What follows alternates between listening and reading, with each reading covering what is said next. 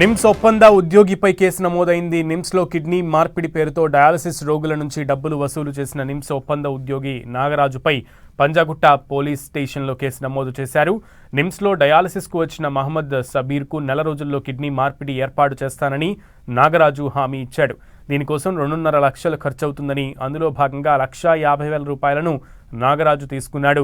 అయితే మరో డయాలసిస్ రోగితో బాధితుడు మాట్లాడిన సమయంలో జీవన్దాన్ లేదా నిమ్స్ ఆసుపత్రి కిడ్నీ మార్పిడికి ఎలాంటి డబ్బులు తీసుకోదని గుర్తించాడు. దీంతో ఈ వ్యవహారం కాస్త బయటపడింది. ఆసుపత్రి సూపరింటెండెంట్ డాక్టర్ నిమ్మ సత్యనారాయణ ఫిర్యాదు మేరకు నాగరాజుపై పలు సెక్షన్ల కింద పోలీసులు కేసు నమోదు చేసి దర్యాప్తు చేస్తున్నారు.